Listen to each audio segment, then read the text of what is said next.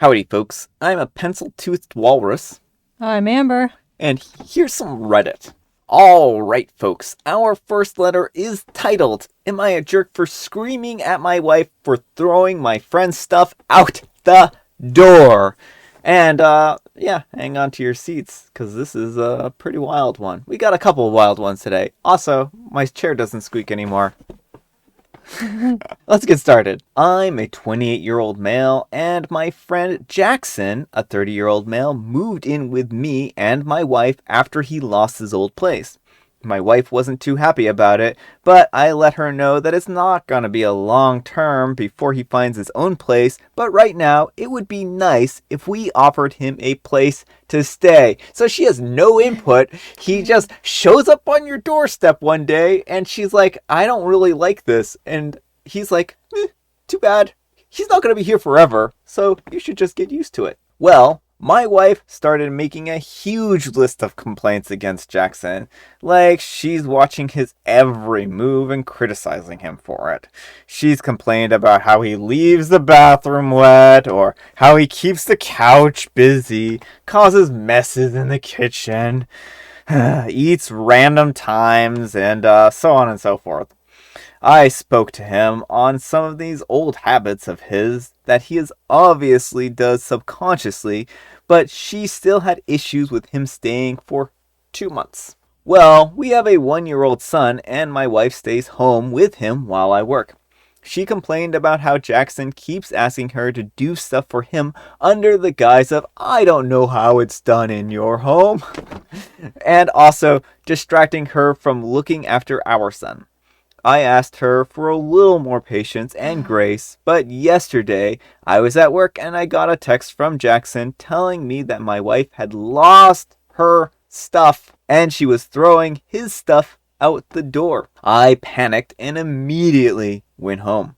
As soon as I arrived, I saw an absolute mess. Most of Jackson's stuff is thrown outside. The door was open when I went inside and I found them arguing.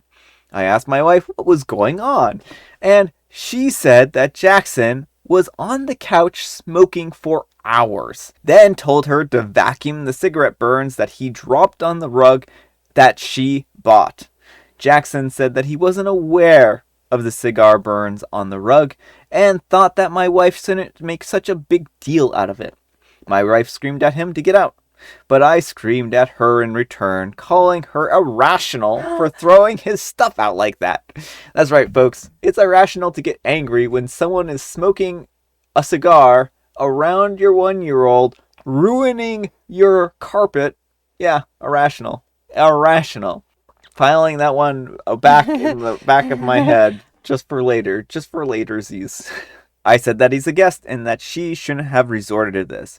She started ranting about all the stuff that he does, which bothers her, and that's why I said that she was probably looking for an excuse to kick him out. I reminded her that this is my house too, and that she should have some respect for the person that I've known for 12 plus years and want to help out.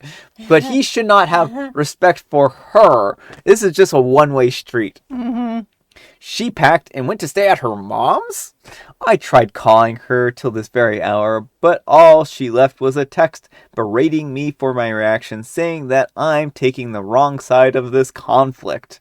Jackson's gone quiet, and I don't know why this has happened. I wonder why. I may not be able to see where she's coming from, but I didn't approve of the way... Oh, wait. No, it's literally what it says. I thought I wrote that wrong. I may not be able to see where she's coming from, but I didn't approve of the way she handled this. I think he meant can see where she's coming from. I don't know from the letter if you actually can see where she's coming from.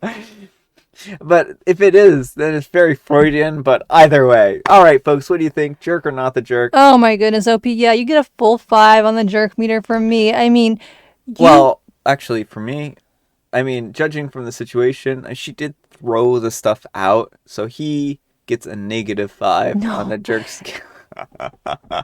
I'm just kidding, folks. I'm kidding. Like, please don't come hunting me down with pitchforks and torches. You unilaterally moved this guy into your home.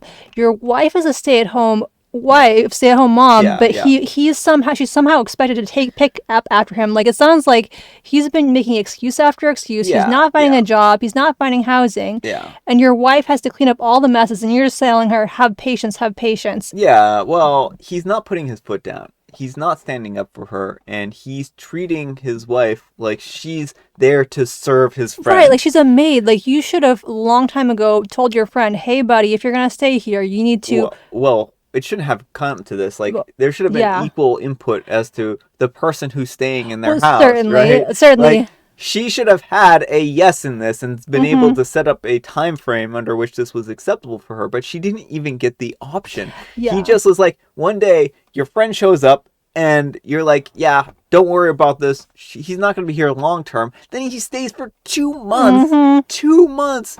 You know, if it had been a week, 2 weeks, or something like that, I'm sure she would have been like begrudgingly accepting of this and then whatnot. I still don't think you should have just unilaterally Mm-hmm. invited him into the house, but she might have been more willing to deal with this. But he is, you know what they say, uh, what is it, like fish and house guests are good for 3 days or something like that. I don't remember, but you get the point. You know what I'm saying roughly. He stinks. That's what we're saying. Uh, House guests that are over 3 days are a lot like microwaved fish. That's what I'm saying. I don't think that's an expression, but it is now. You can use it with your social circles. I give you permission. So yeah, no, OP, of course you're the jerk in this situation, and you'll be lucky if you see your wife I again. hope you don't. I hope she divorces you because this is ridiculous. But on the upside, OP, on the upside, you now have a permanent roommate who you can build a life with And an art and studio. an art studio. So congratulations. I'm happy for you and your union. Anyhow, take care and good luck. And Little Ballet says, you're the jerk. You're not treating your wife as a partner or with any respect at all. It's her house as well, and the both of you have to compromise or come to an agreement about who stays in your house. The fact that you're okay with your friend trashing the house and ordering around your wife is just, I don't know. Also, your friend is smoking in the house, super unhygienic. Also, you have a 1 year old who's being exposed to secondhand smoke. You should be ashamed of yourself and your actions. Better date your friend because if you keep this up, your wife will leave you. And Sato Agimi says, you are a major jerk. He is disrespecting your wife and your home. Hope your wife stays with her mother. She deserves better. You're the jerk, and your friend is a jerk as well. Alright, folks, our next letter is titled, Am I a Jerk for Opening My Husband's Safe with a Crowbar to Get Money for an Emergency? And this one does involve financial abuse. I'm a 31-year-old female, and I'm a stay-at-home mom with 2 kids. My husband dedicates most of his salary towards the kids and the household, but he has a safe that he puts money in on a monthly basis. I didn't make a fuss over it because he said that it's saved for an emergency. I asked for the password countless times, but he refused to give it to me and said that in case of an emergency, all I needed to do was inform him. Well, he went on a 2-day business trip. Our son got sick, and I had to take him to the hospital. The problem is that he needed medication, but I didn't have any money except what was in the safe. I called my husband, but he didn't respond. I texted him explaining the situation, but he refused to cut his trip short and come home. I asked how I was supposed to get the money for medication. He suggested that either A, I wait for him till he gets home. Oh yeah, the kid's sickness is totally gonna wait for that. Or B, borrow money from the neighbors. I just had it. I hung up and I went to the garage to grab a crowbar and then I took it to the safe and opened it. I took the money that I needed, which was about $60, and I went to the pharmacy and I got the medication. Well, my husband came home a bit earlier, and when he saw what I had done to the safe, he flipped out and started freaking out on me. I said that I had no choice, and all of his suggestions were unreasonable and illogical for me to even consider. He yelled, saying that I breached his trust and boundaries and should have never touched the safe, much less used the crowbar on it. We had a big argument, and he kept saying that I had no respect for him, his income, and instructions. Then he completely refused to speak to me and is threatening to move the safe since he no longer trusts me around it. Was I in the wrong for the steps that I took? Should I have tried another alternative? I didn't have any credit cards with me because he's the one that normally has them since they're in his name. I don't have a bank account to be able to own a credit card. All right, folks, what do you think? Jerk or not the jerk? Not the jerk, and you never should have been in this position. Yeah, exactly. Like, this is financial abuse. A good partner will make sure you have access to some kind of resources. Yeah. Like, you should never be in a situation where you have no money. Yeah, I think that's the big thing here. Like, this is financial abuse. This is literally the definition of financial abuse.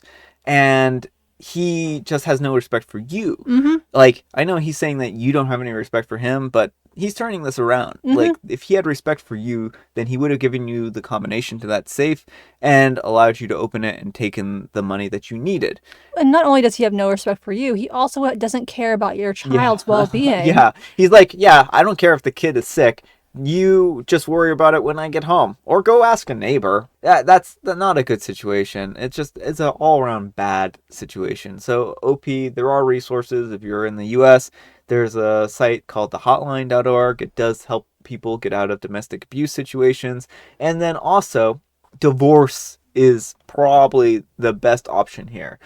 He is financially abusing you. Mm-hmm. This is not going to get better. He's going to continue to treat you worse and worse. And you don't need to put your kids' lives at risk because your husband is a bad person.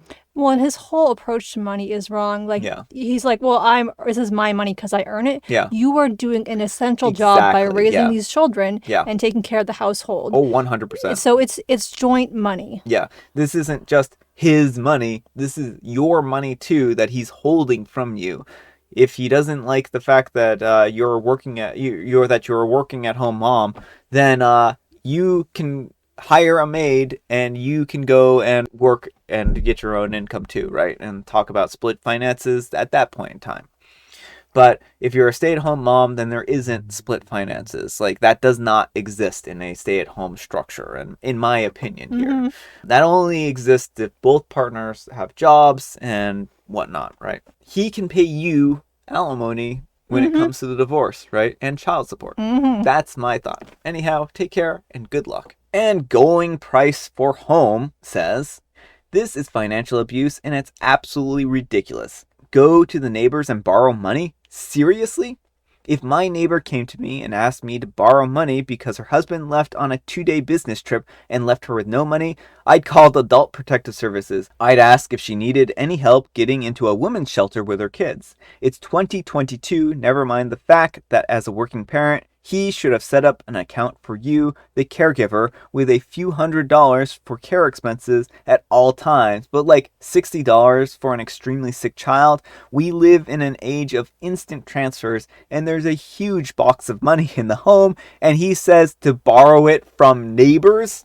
Not the jerk, times infinity.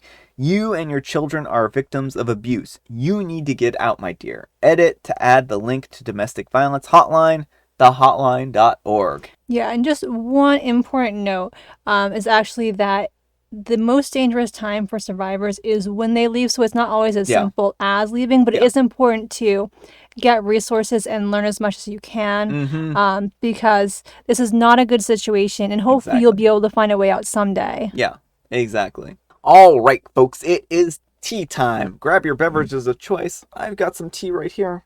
I have tea as well.